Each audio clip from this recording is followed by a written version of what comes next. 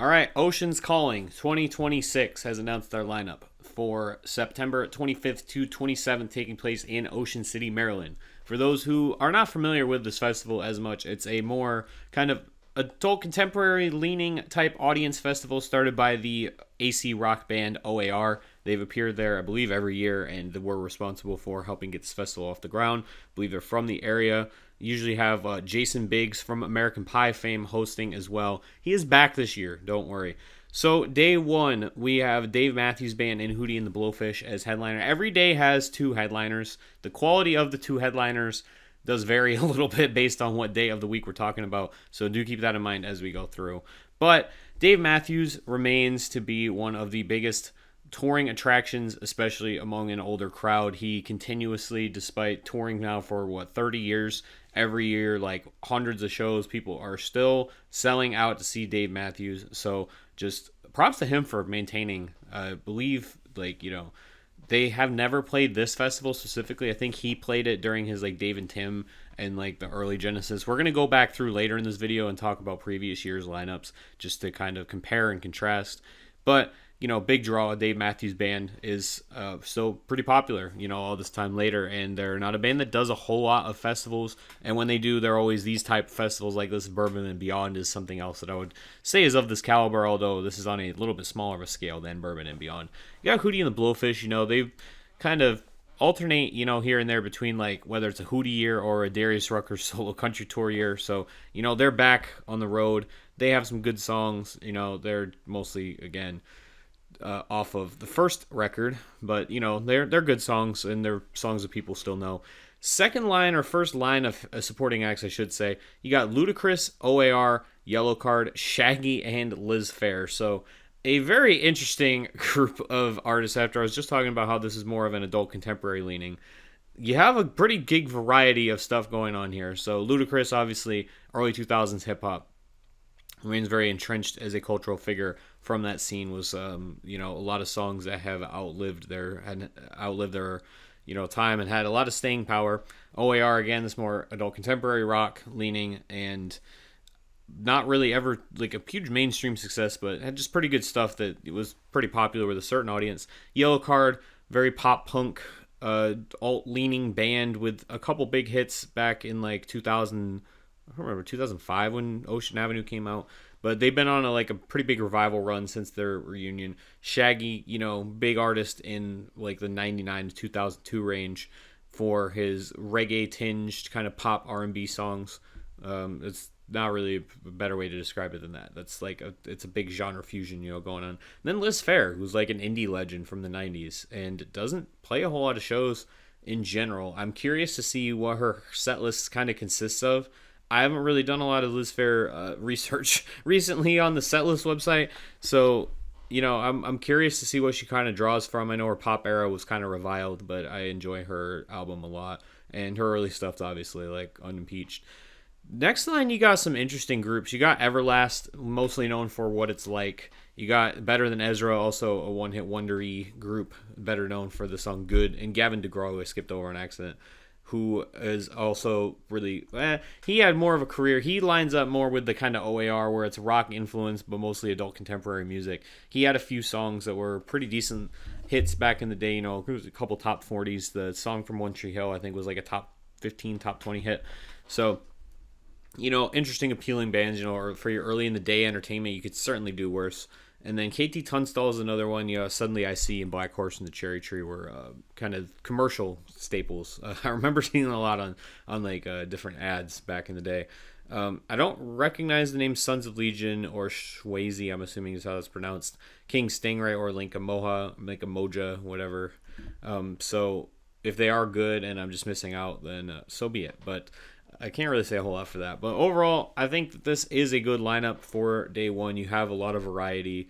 I'm not the craziest necessarily about the headliners from a personal standpoint, but if you are into Dave Matthews Band, probably also into Hootie and the Blowfish. And, there's this is the something for everyone day. I can't necessarily say that so much about the other days, but this first day, very good variety. And for a Friday is a pretty strong opening day. Now we'll go ahead and talk about Saturday with 21 Pilots and Gwen Stefani headlining. Worth noting too, this is not like a festival where you have to worry about missing other headliners. You should be able to balance your schedule and see a lot of these artists. There's going to be conflicts, obviously, artists playing at the same time, but usually your headliners are not going to overlap at this festival anyway. So, right off the bat, one thing I kind of noticed with 21 Pilots is that they don't necessarily fit the target demographic of this festival based on past headliners. Like I said, we'll get into what previous years' lineups have looked like later, but this is typically lean more like adult contemporary, kind of older 90s, 2000s acts. So 21 Pilots and formed, 2010s, experienced most of their commercial success in the last few years, and appealed to a much younger audience than what you typically see for this festival. So it's very interesting to see them on this lineup. I would think it's probably a play to get more people to go, appeal to a wider ticket base that wouldn't have necessarily been interested in a lot of these other bands, but somebody might be like, I'll go on Saturday just to see 21 Pilots, or maybe, wouldn't typically go, but they're kind of swayed by some of the newer artists on here, because there are a few newer artists on here, just in general. Gwen Stefani doesn't play a whole lot of shows anymore, worth probably just the price of admission for that day, probably alone. She's a really good performer. I haven't got the chance to see her live, but I've seen a lot of live footage. And I believe No Doubt is doing Sphere Run now, maybe next month, sometime early in this year. But, for your Saturday headliners, I think you got a really, really solid duo right there. I think 21 Pilots, even though I'm not necessarily a huge fan of their newest music, still put on a really good live show. And Gwen Stefani, like I said, doesn't play a whole lot, but is a really good performer. And it's one of those, you're not gonna know all the songs type of sets that you got to look forward to, right? Now talking about your supporting acts, to be honest with you, I actually think this is like super, super strong. When I looked at this the first time, I was just impressed by the amount of artists on day 2 that I think are, would be worthy of a higher spot on other days throughout the week, because this day is stacked, to say the least, in my opinion. Your top support line is Goo Goo Dolls, Third Eye Blind, All Time Low, and 311. Now, if you have a list where you have 4 bands and All Time Low is maybe the weakest of them as far as just familiarity level and the quality of the set list, you're in a really, really good spot. Now, Goo Goo Dolls, fit exactly perfectly with the demographic of that type of rock that's here. They have some heavier stuff too, like they have some harder rock songs, but that the normal type of music just fits the vibe of this festival and the idea, very almost like there's never been a more perfect fit. And then Third Eye Blind, they're known mostly for the kind of 2 songs, but I think that whole first album really holds up. They got some really good stuff, and they have an entertaining live show. All Time Low, a little bit more contemporary, pop punk, closer to kind of like that Yellow Card vibe, but a little bit newer. And then 311, you got your reggae rock, some little, heavier at times, lighter at others. They got a good variety mix in their set list. I think this is really strong. I think that any of these bands, to be honest, could have been swapped out for one of the headliners, and I probably wouldn't have blinked and thought that it was still really really solid. But then it just doesn't fall off. Your line after that is Violent Femmes, Dashboard Confessional, Corinne Bailey Rae. If you're not familiar with her outside of her big hit, I would recommend checking out some stuff, especially off her first album. Really, really strong. Dashboard Confessional is one of my favorite emo indie acts from that. I don't really necessarily know what scene they fit into, but again, they fit the vibe of this festival kind of perfectly. They're more acoustic leaning, kind of softer, mellow. Got a lot of stuff that would play to the audience really well if they're not familiar with them necessarily. Violent Femmes stands out a little bit. They're kind of similar to Dashboard Confessionals. A lot of their music is acoustic, but I would not classify it as mellow. Even though it is acoustic, they still have a very high energy and also just mean act at certain points. Some of their songs are just very interesting lyrically, to put it lightly. If you have not heard of Violent Femmes, I'd still check them out. Their first album is very good. They're like a proto kind of indie folk thing going on, but I like what they have on that first album especially. And then on the last line, you got Everclear, who I think are maybe not necessarily performance-wise holding up really well, but I still think one of the better bands of the 90s, more underrated bands of the 90s. Sparkle and Fade's a really good album. So Much for the Afterglow, I think, has got some really good stuff on it. And then I even like a couple of their songs that were kind of after that, in the early 2000s. And I was a little disappointed when I saw them live, I will say, but I think that they got a lot of really good songs. Santa Monica, still in my opinion one of the best songs of the '90s, and Dishwalla is a one-hit wonder, but I really like their one hit. Curious to see what that would sound like live. The only two artists I don't know are Goldford and Cassandra Coleman. Not familiar with, but otherwise I would say this is like an A+ lineup, like just absolutely home run right here. This is like super super deep, a good amount of different stuff still, although it's a little bit more kind of playing to the audience or the target demographic in terms of your support anyway than previous days. Is not necessarily as much variety as day one, but I think the quality overall is a little bit higher. And 21 Pilots are a very odd headline choice, but I'm curious to see what kind of show that they can put on. I mean, other than that, dude, like just looking at the pure just like names on this list, I think this is like an A+++++.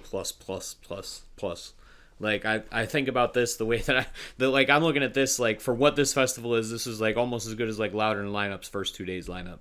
If you're just contracting it down, trying to draw a comparison.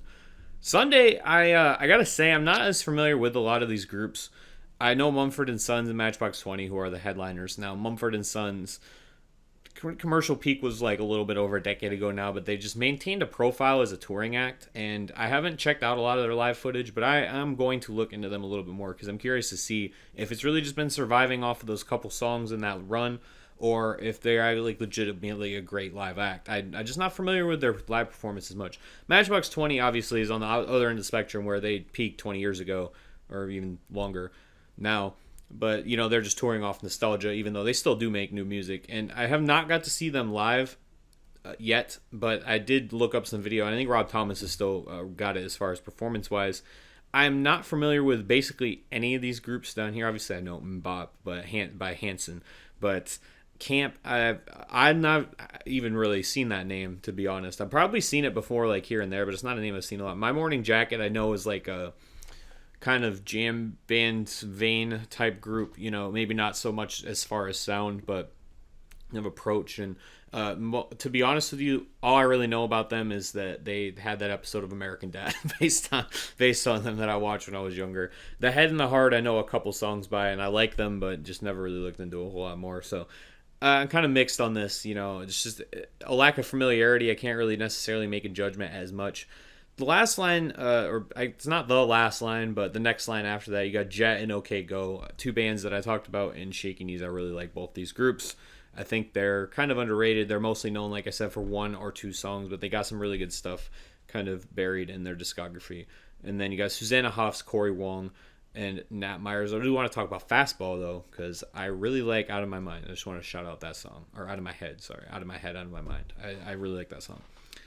Also here, you got a special set by OAR and Friends. Now, this is in addition to their normal set. I'm assuming, yeah. So, like I said, a little bit at the beginning of the video, but they have a hand in the behind-the-scenes aspects of this festival, the organization, and making this happen. They are from the area. So, typically, they'll play their own set, and then they'll also play a set of covers with other people who are at the festival or sometimes not at the festival. So, let's pull up real quick. We can look at, like, the OAR and Friends previous set list and see. We got Enter Sandman, played with Jason Biggs. My Own Worst Enemy with Benji Madden of Good Charlotte. You Get What You Give with Andrew McMahon. Linger with Rachel Anna Dobkin. I don't know who that is. Plush with G Love. Also not necessarily familiar with who that is. Scenes from Italian Restaurant with Virginia Coalition. The Choice Is Yours by with Drez and DJ Jazzy Jeff. That's a weird one. I had to think. I was like, that's a rap song, isn't it? Yeah. And then you got this last one right here. They play All Too Well by Taylor Swift, as well as With or Without You. So that's interesting. But that's kind of what to expect. It's more of a little laid back vibe there. Overall, I think this is a really strong lineup. If you're in the area and you are able to make it out there and you're into this more kind of mellow adult contemporary leaning rock, I think it's definitely worth it. Let's look at prices, though, because this is kind of where it comes down for me.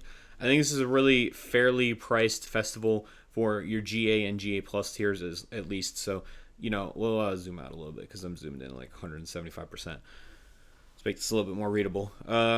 So, yeah, your GA is fairly typical. You're going to get food, bars, like free water stations, festival merch, local vendors, and, just typical access.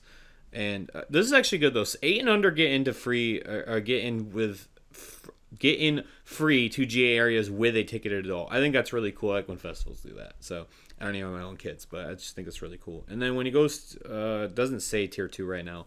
One thing that I will point out also is that you can get your tickets for the first hour at the normal price. So if you get into the sale in the first hour that they go on sale, which it goes on sale Thursday, you get them at $360. So this is all inclusive, including fees, I believe. It doesn't necessarily specify that, but I would assume that a lot of places have gone to all-in pricing. So I would believe that it's going to be $360 for the first hour. So it's pretty good value. I try to look at it like if you get it for like under $150, depending on like how good or deep the lineup is, then you're still getting a pretty solid deal. Like I said, you have to account for like travel and hotels and stuff like that. But just for the festival ticket, if you're in that 100 to 150 range, I think that's really solid. So GA Plus, you're looking at GA Plus lounge with shade and relaxed seating, better restrooms, a separate bar, and hospitality staff. To me, I just talked about this in the outside lands video that just came out too, but when it comes to GA Plus versus GA, I want to see something of like substantial value outside of the restrooms, and I just don't see it. Like I said, if you are a restroom stickler, then it's totally worth it. I've had GA Plus at festivals before, and the bathrooms are better. But for me, they're not worth the price difference. They might be for you, though. It's a $200 price difference. So it's something that you got to kind of weigh out. I've been able to kind of, as they say, suck it up just based on that. But, it is what it is. VIP gives you dedicated viewing areas. So that's cool. Behind Platinum, I guess we'll talk about that later. You got a dedicated seated viewing platform, which is fairly typical for your VIP areas at some of these rock festivals. VIP lounge, better restrooms, another private bar, lockers, and mobile charging units for rent. I'm kind of surprised. There probably is some for like GA too, but maybe you just don't have to pay for them. And you get your own entrance as well, on-site VIP staff. So that's cool. And then, what's this last one? Platinum. Oh, you have one more after that, too. So there's another dedicated viewing area specifically. There's also on-stage viewing, pending artist approval. Headliner shows not available. So this is really not much of an incentive. And I don't know which stage is the See Bright stage. I'm not assuming that's the main stage. They have on-stage viewing in this package, because I'm assuming on-stage viewing is probably in the last package for those stages. But you have a different bar, all-day dining, which is cool, I guess, but you're paying $2,500. So you got dedicated checkout lane at both festival and artist merch stores, and your own entrance. So, this is just... it's good, but for the price difference between that and VIP, it's $2,000 more. So unless you really want to get the closest viewing possible and you have no other way of doing it, then I wouldn't necessarily say that this is worth it. This is the same here, like with the Ultimate. You get exclusive front of stage viewing and on stage viewing, but only at that one stage. I do want to look up, is that the main stage? Let's see, like 2025 schedule or something like that. Who's playing at the See Bright stage? That is the main stage. Okay, so that's cool, and you're not getting it for the last band, but let's say if like your second band to hear was Weezer, right? So who would be the equivalent of Weezer on this lineup? You would have Goo Goo Dolls, Ludacris, OAR, like something like that. That's cool. Like, but again, is it worth $2,800? Probably not. As far as Ultimate, I'm not seeing really anything. You get transportation to and from the Platinum Lounge and all stages, access to artist bars. That's really weird. You get a special gift. And, I did miss it up front. You get access to viewing at front of house soundboard at See Bright and Rockville stages. So the Rockville is the second stage, named for Rockville, Maryland, not Rockville, the other festival. So I guess that's good, but again, is that worth $7,500? I don't think so. But your lower level packages, I think, are really good, well priced. You get VIP for about $300 a day, which is really strong. You're not going to get that type of value very many other places. Even your one-day tickets, I think, are really solid. Like if you get a one day for 21 Pilots, let's say you just want to go see 21 Pilots for $180, pretty good in my opinion for a GA. If you're breaking it down like that, I think this is a really solid lineup, really solid festival. Again, obviously these things are going to depend on if you're into the lineup, if you're feeling the lineup. But I think this is a really good lineup. I think that all 3 days, day 3 is a little bit different of an appeal than what I might typically like. But, I think that you got a lot of variety on Friday. And then Saturday's just like heavy hitters. Like there's still a decent amount of variety, but it's just like all throughout the day there's going to be good stuff. Like this will be a day that you have to worry about like conflicts. Like I'm going to have to make some tough choices, in my opinion anyway. Might just appeal to my personal taste, but I think that just, this is just solid, like, all throughout the day. Like, have a band like Dashboard Confessional in, like, your fourth line, or your second support line is, like, a really good sign for the strength of your lineup. Let's talk about previous years and kind of see where this stacks up. So, last year, I think, I'll just say straight out, I think it was a better lineup on the top end, at least. Maybe your support isn't quite as strong, but I think that if you look throughout the bands that were here and the artists that were here, I think that you're just getting a better overall value. Green Day and Lenny Kravitz were your Friday headliners with the Black Crowes, Nelly, OAR, Cake, Live, and The Fray as your main support. And then Saturday, Noah Kahan, Vampire Weekend, Good Charlotte with Modest Mouse, Jack's Mannequin, Collective Soul, and Vogue as your primary support. You got Franz Ferdinand and Natasha Bedingfield down here too. Shout out to them. And then Fall Out Boy Weezer headlining Sunday with Train, Devo, Vance Joy, Ziggy Marley, and Four Non Blondes. Now, Sunday, I think, is a massive drop-off from the previous days, but I also think it has the probably the most, like, even-keel headliners. Like, I think that Fall Out Boy and Weezer probably both could have headlined, which is why I think they're on the same line versus previous days. But I think they both probably could have headlined today, and people would have been happy with that. So the fact that you got both of them on the same day, or they could have, like, they probably could have headlined either other day.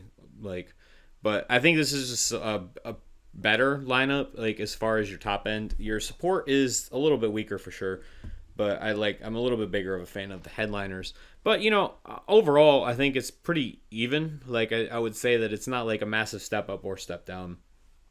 But versus 2024, you see this festival's heading in a really good direction. So I was wrong. Dave Matthews Band has played one other year as well. So this is 2024. You got Blink-182, Cage the Elephant, Sublime, 311, OAR, day 1.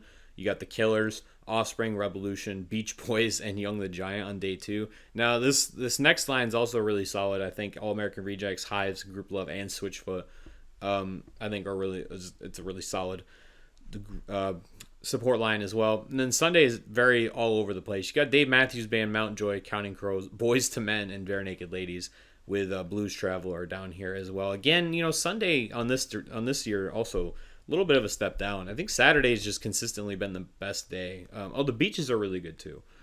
But just Saturday's consistently been the best day across history of this festival. But, 2024, still pretty solid. I think, like, maybe a mild tier down. Like, if these first 2 years had, like, A to A minus lineups, this was, like, a B plus.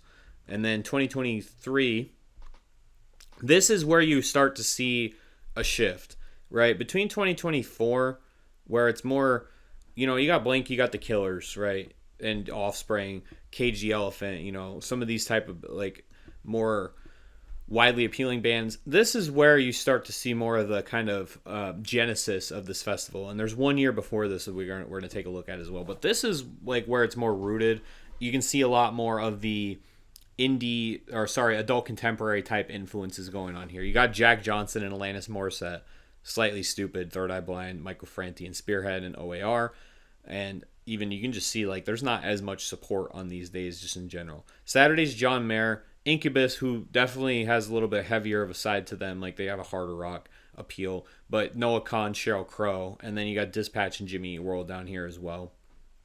And then Sunday's Lumineers, Weezer, Nathaniel Rateliff, and Dirty Heads. Now, like, outside of Weezer, Incubus, like, and Slightly Stupid, I think, ska, right? But outside of this is all, like, artists who are known for more, like, slower, more mellow, more adult contemporary influenced rock. So, again, this is like where you can see the biggest jump up. But consistently from like 2024 to 2026 now, I think that this has had like one of the best lineups just overall, balance and depth. And then this is the first year. This is the initial festival. Dave Matthews played day one with Tim Reynolds. Dirty Heads, OAR, Group Love, Skip Marley, Noah Khan. This is a really good day one. Lumineers on Saturday with KG Elephant and Logic. Logic is crazy. That is so out of nowhere. Young the Giant, Jimmy Eat World also here as well. And then Sunday, Alanis Morissette, Cyndi Lauper, which, I mean, I just saw Logic, but that's also kind of crazy. Sublime with Rome. And then again, Sundays is not it. Like, Sunday has never been it. I just don't get it. Like, why is Sunday so kind of weak across the board? This is interesting. But anyway, that's kind of Ocean's Calling. This year's lineup, like I said a couple times now, I think it's just really good, really solid across the board. We'll zoom back in. Just really solid across the board. You're getting good value. Actually, I can do this for the outro. It was really solid across the board. I think Saturday has a really strong lineup just all throughout the day. Friday has a pretty good variety. Sunday, it's more of a if you feel it type of situation. But I really like this lineup, and I think for the time of year that it happens, the type of area, you're going to get decent weather. The pricing is very fair, I think, anyway, in line at least with contemporary festivals of this nature. And again, you're getting a little bit different of a vibe versus what you're getting as something that's more like a rock mill louder than life type thing. The only thing is, again, timing. This is the weekend after your Shaky Knees Louder Than Life and Riot Fest, which we're still waiting on a lineup for as well. They all take place the weekend before. They're that weekend of the 19th through the 20th. So 19th, 20th, 21st. So this is 26, 25 through 27. So again, it kind of depends if you're able to travel to both or if you're trying to make a decision. Based on the scheduling, gets a little bit more tricky. But if you're taking it just in isolation, I think it's a really good lineup.